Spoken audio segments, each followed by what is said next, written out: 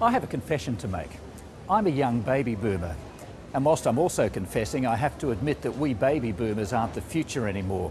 That role is increasingly passing to Gen Y, people born from the early 1980s to the late 1990s.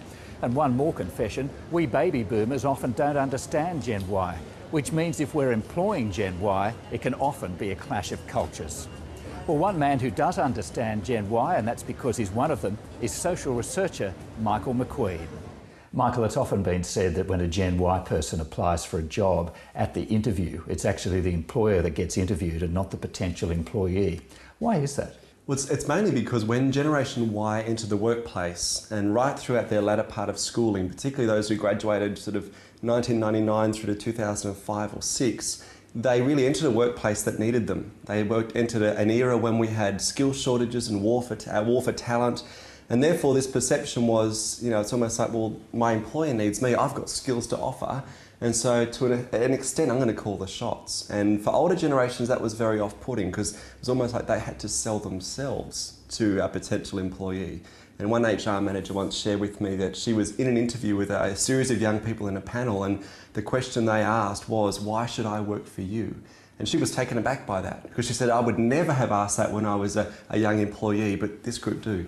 Well, they're clearly then very different to either, say, young baby boomers or even Gen X. So how should employers deal with that? Well, I think they need to realise that the reason Generation Y are the way they are is because of how they've been raised. I find it so interesting that the people who complain the most about Gen Y are the baby boomers, and yet Gen Y are the children of the baby boomers. And so think of how boomers raise their kids. They raise their kids knowing their rights, having a voice, being unafraid to use their voice to ask for what they want.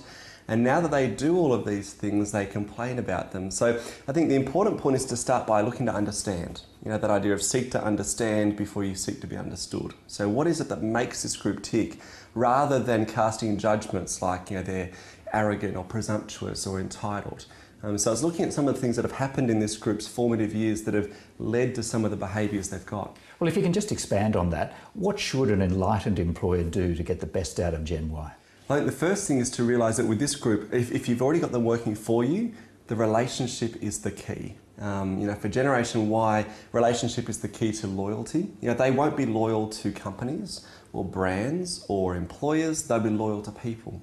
And so, they've typified that old phrase, I don't care how much you know until I know how much you care. And so the importance of building a relationship once you've got them working for you, but also to involve them, to actually ask for their opinion, to get their input. This is a group who love to be involved in the discussion, as opposed to older generations who would perhaps say to a young team member, once you've earned the right to be heard, then you can speak up. Whereas this group are coming in and they want to be heard. They're not necessarily arrogant or presumptuous, but they just want to be in the mix. So to empower them, to get them involved in decision making, give them some ownership over their work and their output. And if you do that, it's amazing how much commitment and energy and innovation they'll bring to it. It sounds like in a nutshell they want respect right from day one. Yeah. Actually, respect is an interesting one because you hear it said that Gen Y don't care about respect. And yet one thing we found in our research is that respect for this group is the currency of relationship. If you remember 10 years ago, what did teenagers say? There was that phrase, don't diss me, which basically means don't disrespect me. And so respect is critical, and the way you earn respect with this group is it's got to be reciprocal, it's got to go both ways, and it's got to be based in relationship. They'll respect you as a manager or a parent or a school teacher because of the relationship you've built with them, not just because of your title or your age or your years of experience. Just finally then, as a prospective employer or maybe even a current employer of a Gen Y person or people, what are 3 things you shouldn't do with Gen Y? I think the first one is don't look too far out. If you've got a young employee and you're looking to, grow them over 5, 10, 15 years, they probably won't stay there that long. And so shorten the time horizons. When it comes to coaching this group, set short-term challenging goals. So what are you going to do this month? Or in the next 3 months, as opposed to at an annual performance review, what are you going to do over the next 12 months? That's probably the first thing. That also has an impact on really practical things like rostering. Because if you're an employer wanting to find out your employees' unavailabilities, the Gen Y employees' unavailabilities for the next 6 weeks, they don't know when they're going to be unavailable because they haven't set the social schedule up yet. They're very reactive in the way they plan. So the first thing is don't look too far out.